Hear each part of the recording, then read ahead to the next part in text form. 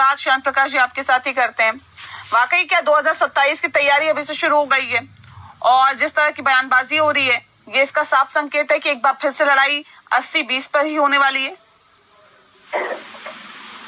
देखिए, भारतीय जनता पार्टी हर समय चुनावी मोड में रहती है। हमारे सभी कार्यकर्ता जो हैं हर समय चुनावी मोड में रहते हैं और चुनावी मोड का मतलब ये नहीं है कि सिर्फ वोट मांगते रहना। चुनाव में हम जब वोट मांगने जाए तो बेहतर से बेहतर हम जो काम करें वो उन लोगों के बीच में जाकर के इन्हें घोषित करें, स्पष्ट करें कि देखो हमने ये काम किया, इस वजह से आप तो हमें वोट किया। तो हम हर समय जो है हमारी सरकारें, हमारे कार्यकर्ता वो जनता के बीच में जमीन से जुड़े होकर के काम करने के सभी सफल प्रयास करते रहते हैं।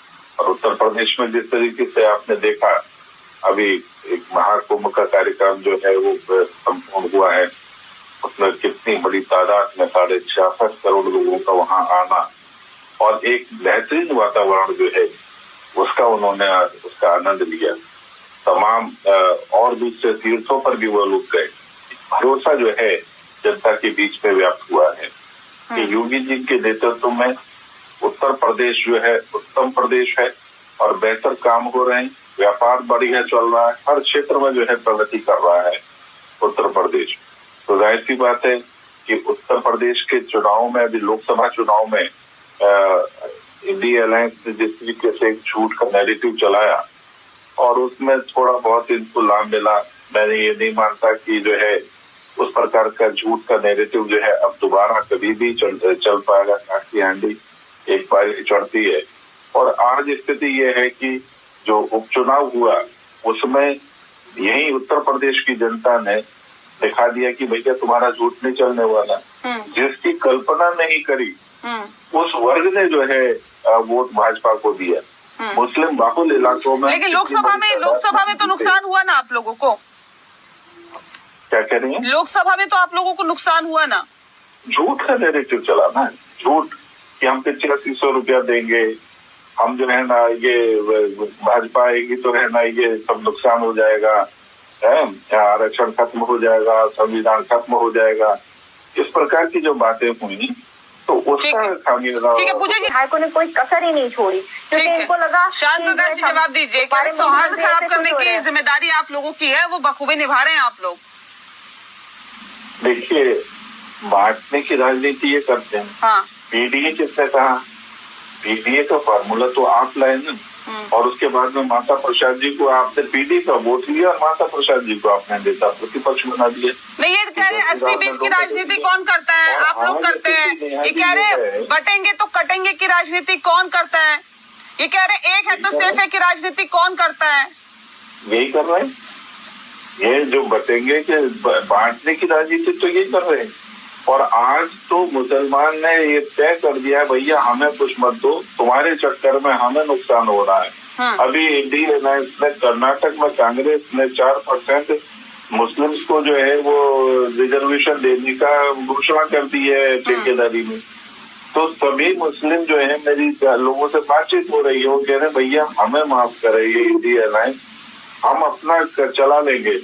ये लोग हरकतें करते हैं, मिलता मिलाता कुछ है नहीं। नायडू सरकार भी दे रखी कहीं ना कहीं खामियाजा जो है वो मुस्लिम समाज को भुगतना पड़ता है। और इनका जो बांटने का जो फंडा था ना, बांटने का फंडा वो उपचुनाव में साफ स्पष्ट नजर आया।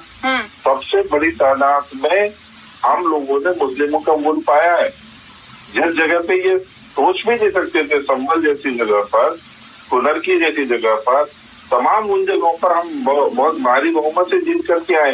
तो इनको इस चीज का एहसास होना चाहिए कि ये बांटने का फलसफा नहीं चलने वाला।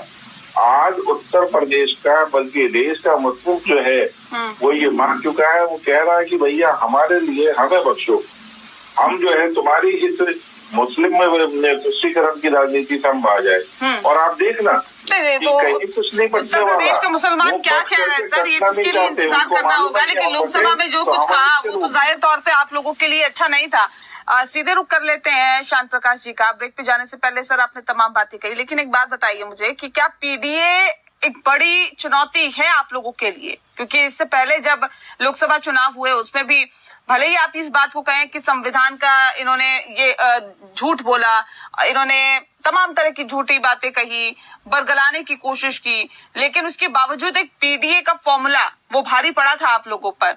लगता है कि एक बड़ी चुनौती है उससे निपटना। नहीं, मैं नहीं समझता कि पीडीए का कोई फार्मूला जो है वो इनका कहीं काम करा। हाँ। इनका जो काम जो है वो जो नैरेटिव इन्होंने चलाया ना कि 8500 रुपया जो है खटाखट देंगे, ये छूट का नैरेटिव चला। दूसरा, इन्होंने आरक्षण खत्म करने की बात को जिस तरीके से बहुत ज्यादा चर्चा लाए, उससे जो है एक बड़ा वर्ग जो है वो हुआ। और ये आरक्षण, ये क्या नाम है, संविधान खत्म करने की जो बात इन्होंने झूठा फैलाया, उससे फर्क पड़ा। मैं समझता हूँ कि पीडीए से कोई फर्क नहीं पड़ा। हाँ, जो फर्क पड़ा है उसको उन्होंने सुधार कर दिया। केवल उत्तर प्रदेश मात्र में ही इसका थोड़ा बहुत फर्क पड़ा था, बाकी दूसरे राज्यों में तो इनका कांग्रेस का तो 8 जगहों पर 0 पोजीशन रही, वहां तो खाते भी नहीं खुले, तो वहां पर इस प्रकार का कुछ नहीं चला।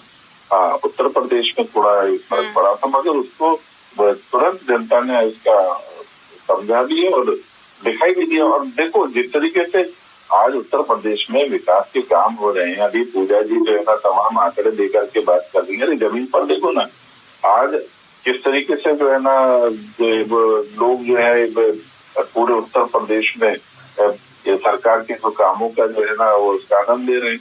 आप जो है ना आंकड़े पढ़ाते हैं। जी ठीक है पूजा जी, मैं आपका रुख कर लेती हूँ। देखिए श्याम प्रकाश जी जिस बातों का जिक्र कर रहे हैं, कह रहे हैं कि इन्फ्लुएंस करने की कोशिश आप लोगों ने की, जनता को बरगलाने की कोशिश की, झूठ फैलाने की कोशिश की, वो झूठ अब नहीं फैल पाएगा, अब जनता नहीं आप लोगों के बहकावे में आएगी। और अभी चुनाव क्या प्रश्न नहीं था कि भारतीय जनता पार्टी ने, तब क्या कांग्रेस जो है चुनाव आयोग थी। आप बताइए, सुप्रीम कोर्ट को वोटिंग के समय में भी बोला गया था चुनाव आयोग को कि ये कैसे जो वोटर संख्या बढ़ती चली जा रही है, आप देर से क्यों प्रोवाइड करा रहे हैं। ये सब बातें अगर निकल करके आएंगी नेहा जी तो प्रश्न तो उठता है, और प्रश्न तो हम पूछेंगे ही। किसी के कहने से आप चुनाव लड़ना थोड़ा बंद कर देंगे, प्रश्न पूछना बंद कर देंगे। तो जैसी चीजें हो रही हैं, जनता ने भी हमें मैंडेट दिया हुआ है प्रश्न पूछने का, और अगर मैंडेट नहीं देगी हमारी जिम्मेदारी बनती है कि हम जनता के हक की लड़ाई लड़ेंगे। ठीक है श्याम प्रकाश जी।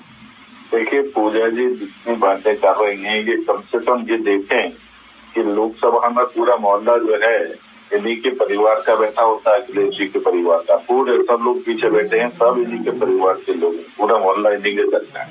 तो आप एक चीज देखें, ऐसे में आप ईवीएम पर दोष दे रहे हैं, आप झूठ के नैरेटिव बना करके परिवार को जो है, चाहे लोकसभा हो चाहे विधानसभा, सारा परिवार बैठा हुआ है इनका, और बात बना रहे हैं कि जो है हम तमाम तरीके के जो है वो जनता के लिए काम करते हैं। मुझे नहीं लगता कि जनता के लिए कुछ कर रहा है, केवल परिवार का हित साधना है और कुछ नहीं करना, लोगों को बहकाना, बहुत सरल राजनीति करना, समाज को बांटो और जिसके साथ लगो वो तुम्हें वोट दे दे, मगर वो फलसफा खत्म हो गया, अब नहीं रहने वाला वो काम जो है आगे। मैं नहीं समझता कि बहुत ज्यादा लंबा समय ये सब चीजें चलने वाली है। बिल्कुल, क्या चलेगा लंबा सर, इसके लिए तो थोड़ा सा इंतजार करना होगा। बहरहाल बहुत शुक्रिया आप